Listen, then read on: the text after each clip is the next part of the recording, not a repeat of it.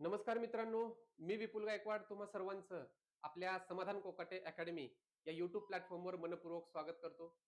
मित्रांनो, काल झालेल्या संयुक्त गट ब मुख्य परीक्षेच्या भूगोल आणि पर्यावरण या घटकावरच्या प्रश्नांचं विश्लेषण आज आपण या ठिकाणी पाहणार आहोत. तर चला सुरुवात करूयात. बघा, सर्वसाधारणपणे जर आपण विचार केला, पेपर जर पाहिला, तर आपल्याला असं लक्षात येतं की भूगोल या घटकामध्ये, भूगोल आणि पर्यावरण या घटकामध्ये महाराष्ट्राचा भूगोल, भारताचा भूगोल आणि पर्यावरण या 3 घटकावरती प्रश्नांचं स्वरूप जे आहे ते वेगवेगळ्या पद्धतीने आलेलं आहे. म्हणजे महाराष्ट्राचा भूगोल या घटकावरती 3 प्रश्न आलेले आहेत. भारताचा भूगोल या घटकावरती 3 प्रश्न आलेले आहेत आणि पर्यावरण या घटकावरती सर्वसाधारणपणे 4 प्रश्न आलेले आपल्याला पाहायला मिळतात. याच्यामध्ये पर्यावरण आणि भारताचा भूगोल याच्यावरती सुद्धा काही प्रश्न अतिशय चांगल्या पद्धतीने आलेले आहेत. तर चला सुरुवात करूया. बघा, पहिला प्रश्न बघा. खालीलपैकी कोणते विधान हे भारताच्या प्रस्तावित औद्योगिक आणि आर्थिक कॉरिडॉर बाबतीत सत्य आहे, असं प्रश्न विचारलेला आहे. म्हणजेच औद्योगिक आणि आर्थिक कॉरिडॉरच्या बाबतीमध्ये हा प्रश्न आलेला आहे. बघा, दिल्ली मुंबई औद्योगिक कॉरिडॉर, ज्याला DMIC असं म्हणलं जातं, हा जपानच्या मदतीने पूर्ण केला जाईल. हे वाक्य जे आहे सत्य कोणतं आहे ते विचारले. जपान हा देश आहे का? तर अर्थातच आहे. जपान या देशाचं आर्थिक सहकार्य याच्यासाठी आपल्याला लाभलेलं बघायला मिळतं. या DMICचा समावेश जो आहे त्याच्यामध्ये कोणकोणती राज्य समाविष्ट होतात? तर सगळ्यात महत्वाचं दिल्ली केंद्रशासित प्रदेश असेल, हरियाणा असेल, राजस्थान असेल, गुजरात आणि आपला महाराष्ट्र, ही सगळ्या राज्यांमधून हा औद्योगिक भाग जो आहे तो त्या ठिकाणी गेलेला आहे. महत्वाचा भाग म्हणजे अजून काय आहे, तर याच्यामध्ये आपल्या महाराष्ट्रामधला मुंबई असेल, नाशिक असेल, छत्रपती संभाजीनगर असेल, हा सगळा भाग त्याच्यामध्ये समाविष्ट होतोय. त्याच्यामुळं DMICच्या बाबतीमध्ये आपल्याला माहिती असणं अतिशय गरजेचं आहे. जपान हे देश लक्षात ठेवा. येणाऱ्या भविष्यामध्ये येणाऱ्या परीक्षेवरती अजून एक महत्वाचा प्रश्न, की याच्यामध्ये काही पंचतारांकित औद्योगिक वसाहती सुद्धा स्थापन केल्या जातात किंवा ज्याला स्मार्ट सिटीज असं म्हणलं जातं. त्याच्यामध्ये शेंद्रा आणि बिडकीन हे छत्रपती संभाजीनगर जवळ असणारे एक औद्योगिक परिसर किंवा एक मोठं शहर त्या ठिकाणी महाराष्ट्रामध्ये उभं केलं जातं आणि गुजरातमध्ये ढोलेरा नावाचं शहर आहे. तर हे गोष्ट त्या ठिकाणी तुम्हाला लक्षात असू द्या. त्याच्यामुळे पहिलं वाक्य जे आहे ते बरोबर आहे. दुसरं वाक्य बघा, चेन्नई बेंगलुरू औद्योगिक कॉरिडॉरचा फायदा कर्नाटक, आंध्र प्रदेश आणि तमिळनाडू या राज्यांना होईल. इथं जर बघायला गेलो तर चेन्नई आणि बेंगलुरू ही दोन्ही जी राज्य आहेत, तर ती दोन्ही राज्य तमिळनाडू आणि कर्नाटक या 2 राज्याशी संबंधित आहेत. मात्र याचा काही भाग, या प्रकल्पाचा, या औद्योगिकरणाचा काही भाग हा आंध्र प्रदेशमध्ये सुद्धा समाविष्ट होतो. त्याच्यामुळे हे सुद्धा वाक्य बरोबर आपल्याला असलेलं दिसून येतं.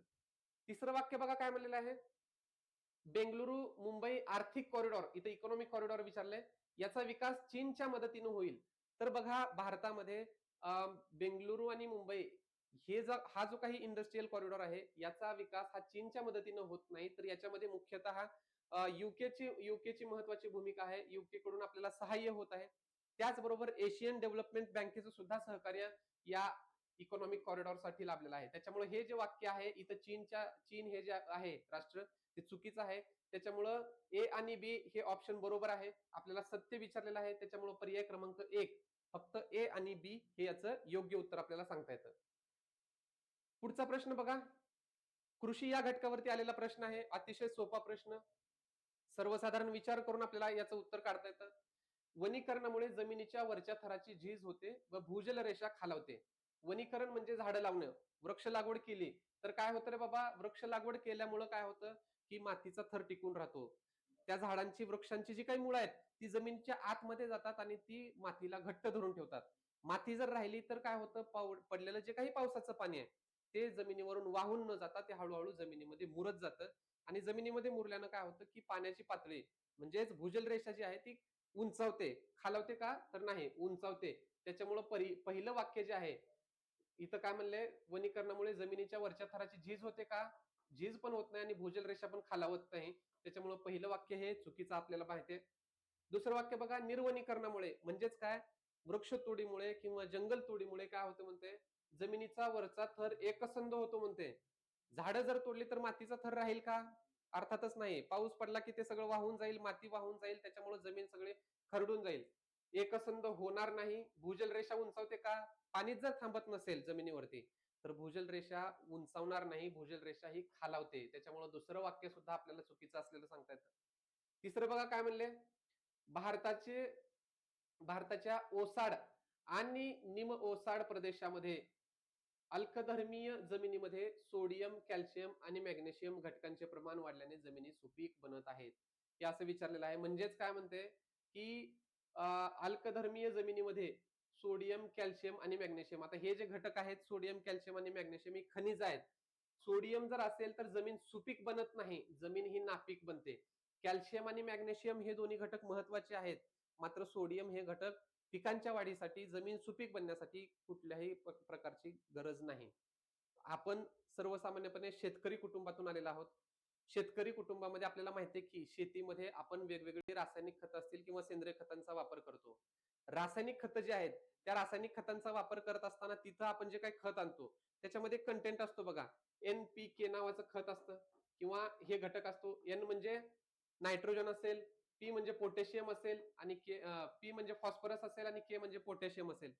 हे घटक जे आहेत, हे घटक जमिनीची सुपीकता वाढवतात आणि त्यामुळे काय होतं, की पिकांचं उत्पादन वाढतं. त्याच्यामुळे इथं सोडियम हा जो घटक आहे तो चुकीचा आहे. जमिनी सुपीक बनत नाही, तर याच्यामुळे नापीक बनतात. त्याच्यामुळे हे सुद्धा वाक्य चुकीचं आहे. विचारले काय कोणती विधाने चूक आहेत? वरील सर्वच विधाने जे आहेत ते आपल्याला चूक असलेली या ठिकाणी सांगता येतात. पुढचा प्रश्न बघा. नॉर्थ सिमलीपाल वाघांचे अभयारण्य भारतातील कोणत्या राज्यामध्ये आहे? टायगर रिझर्व्ह फॉरेस्ट आहे. त्याच्यामुळे आपल्याला माहिती आहे की हे जीवावरण राखीव क्षेत्र आहे. नॉर्थ सिमलीपाल कुठं आहे? ओडिसा या राज्यामध्ये. ओडिसामध्ये मयूरभंज नावाचा जिल्हा आहे आणि त्या ठिकाणी हे वाघांसाठी प्रसिद्ध असणारं अभयारण्य असलेलं आपल्याला सांगतात. त्याच्यामुळे याचं योग्य उत्तर जे आहे पर्याय क्रमांक 1 ओडिसा हे याचं योग्य उत्तर आहे. पुढचा प्रश्न बघूयात. बघा, जैविक विविधता कायदा 2002च्या विकेंद्रित रचनेबद्दल खालील विधानांचा विचार करा असा प्रश्न विचारलेला आहे. काय विचारले? विदेशी व्यक्ती आणि बहुउद्देशीय कंपन्यांना जैविक संसाधनांच्या व्यावसायिक वापरासाठी परवानगी देण्याचा वैधानिक अधिकार राज्य जैवविविधता मंडळांना आहे. तर इथं बघा, जैविक विविधता कायदा 2002 याच्यानुसार कुठल्याही व्यावसायिक वापरासाठी जैविक संसाधनं जे आहेत त्यांच्या व्यावसायिक वापरासाठी हे भारतातल्या नागरिकांना किंवा संस्थांना परमिशन देऊ शकतात. मात्र विदेशी व्यक्ती आणि बहुउद्देशीय कंपन्यांना कुठल्याही हस्तांतरणाचा किंवा परवानगी देण्याचा अधिकार हा नाही. त्याच्यामुळे पहिलं वाक्य जे आहे ते आपल्याला चुकीचं सांगता येतं. दुसरं वाक्य बघा काय म्हणलेलं आहे. स्थानिक जैवविविधता व्यवस्थापन समित्यांना म्हणजेच म्हणजेच काय तर BMCs ना त्यांच्या हद्दीतून जैविक संसाधने गोळा करणाऱ्या कोणत्याही व्यक्तीवर संग्रह शुल्क आकारण्याचा अधिकार आहे. हे वाक्य आपल्याला जर बघायला गेलं तर बरोबर सांगता येतं. त्याच्यामुळे पर्याय क्रमांक बी हे बरोबर आहे. कारण जंगलामधून जी काही जैविक संसाधनं असतील, मग ती प्रामुख्यानं अन्न या घटकाशी असणारी जी आहेत, म्हणजे फळे असतील, फुले असतील, बिया असतील किंवा मध असेल, हे जे गोळा केलं जातं त्याच्यावरती बहुतांश वेळेला शुल्क आकारलं जात नाही. मात्र औषधी कामासाठी ज्या काही वनस्पतींची तिथून वनस्पती आणल्या जातात, त्यांचा पाला असेल, बिया असतील, मुळा असतील किंवा जे काही त्याच्यावरती शुल्क हे आकारलं जातं. त्याच्यामुळे पर्याय क्रमांक बी हे बरोबर आहे. वाक्य दुसरं बरोबर आहे. तिसरं वाक्य बघा, राष्ट्रीय जैवविविधता प्राधिकरण हे केंद्र शासनाच्या दिशानिर्देशांना बांधील नाही. आता याच्यामध्ये राष्ट्रीय हा शब्द आलेला आहे आणि इकडे केंद्र शासन आहे. त्याच्यामुळं केंद्र शासनाच्या दिशानिर्देशांना हे बांधील आहे हे वाक्य चुकीचं आहे.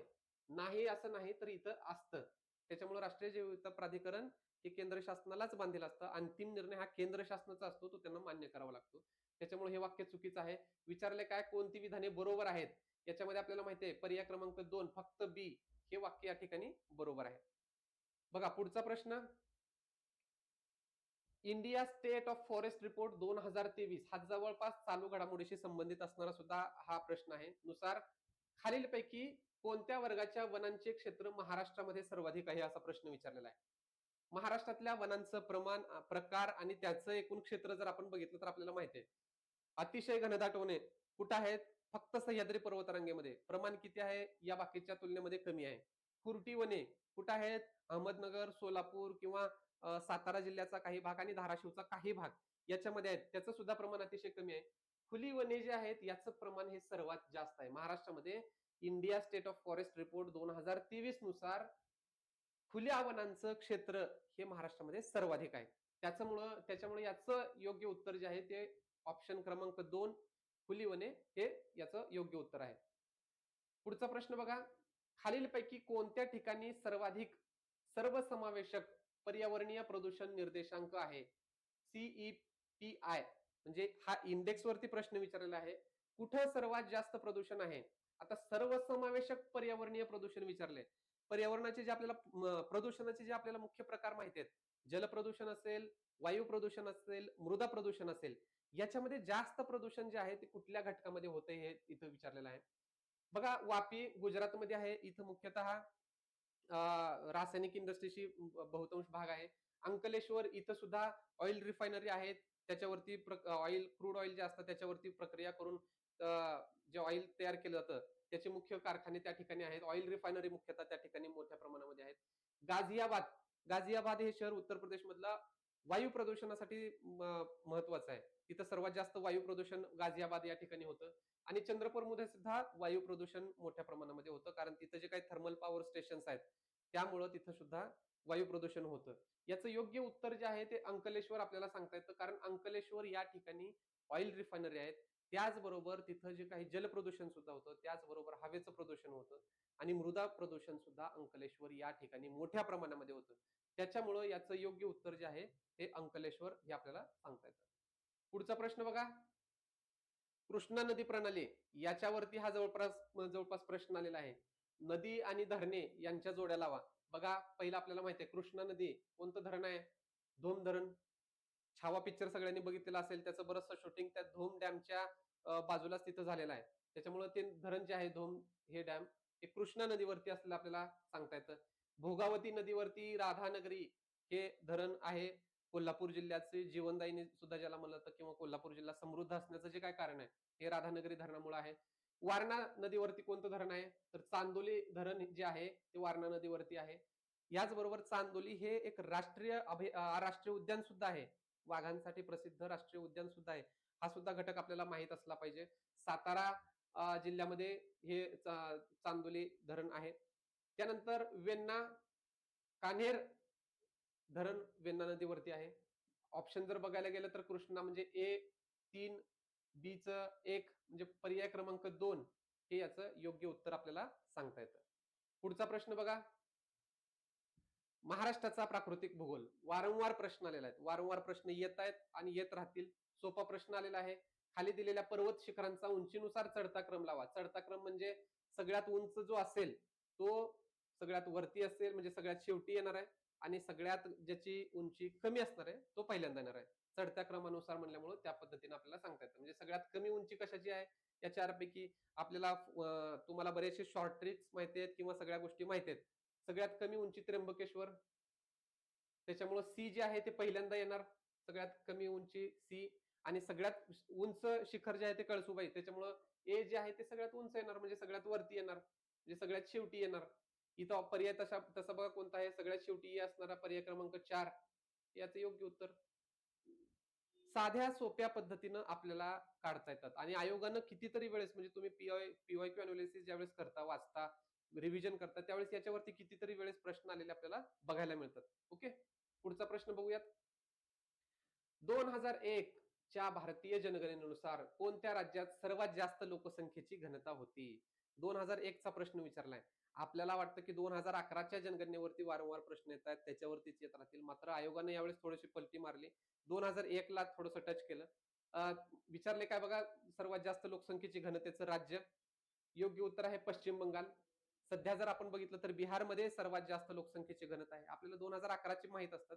सेम त्याच पद्धतीनं बऱ्याचशा पुस्तकांमध्ये अनालिसिस दिलेलं आहे 2001 आणि 2011 या पद्धतीनं. योग्य उत्तर आहे पश्चिम बंगाल. शेवटचा प्रश्न बघा काय विचारलाय. पर्यावरण या घटकावरती प्रश्न विचारलाय. पर्यावरणीय संस्था आणि त्यांचं जे काही स्थान आहे त्याच्यावरती हा प्रश्न त्या ठिकाणी विचारलेला आहे. जागतिक वन्यजीव कोष मुख्यालय कुठं आहे? स्वित्झर्लंडला आहे. संयुक्त राष्ट्र पर्यावरण कार्यक्रम 1972, ठिकाण स्टॉकहोम, जे की स्वीडनची राजधानी आहे. 1972 ला पहिल्यांदा ही परिषद झालेली होती आणि त्याचं ठिकाण जे आहे ते स्टॉकहोम हेच होतं, जे की स्वीडनची राजधानी आहे. 1972 ला जी परिषद झाली त्याचं सुद्धा महत्वाचं कारण होतं, कारण 1960 ते 70 या दशकामध्ये जगामध्ये निर्वनीकरण असेल, औद्योगिकरण असेल किंवा तापमान वाढ असेल, ह्या घटकांमध्ये मोठ्या प्रमाणामध्ये वाढ होत होती आणि त्यामुळं या सगळ्यांमध्ये एक नियमितता असावी, या सगळ्यांवरती कठोर निर्बंध असावेत किंवा काहीतरी त्यांना नियमावली केली पाहिजे, कायदे केले पाहिजे. याच्यासाठी जगातल्या जवळपास सगळ्याच राष्ट्रांनी याच्यामध्ये सहभाग घेतला होता. 1972 ला 5 जून हा जो जागतिक पर्यावरण दिवस आहे, त्याची सुरुवात सुद्धा या परिषदेपासूनच झाली होती. त्याच्यामुळे हे महत्वाचं आहे, लक्षात ठेवलं पाहिजे. पुढचं बघा, centre for science and environment मुख्यालय भोपाळ असं दिलेलं आहे. हे वाक्य चुकीचं आहे, म्हणजे ही जोडी चुकीची आहे. याचं मुख्यालय जे आहे ते नवी दिल्ली या ठिकाणी आहे. नवी दिल्लीला centre of science and environment याचं मुख्यालय आहे. त्याच्यामुळे हे चुकीचं आहे, ही जोडी चुकीची आहे. पुढचं बघा, वसुंधरा शिखर परिषद 1992 ओस्लो. ओस्लो नाही तर हे कुठलं आहे? Rio D Janeiro. आपल्याला माहिती आहे ब्राझीलमध्ये ही परिषद झाली होती.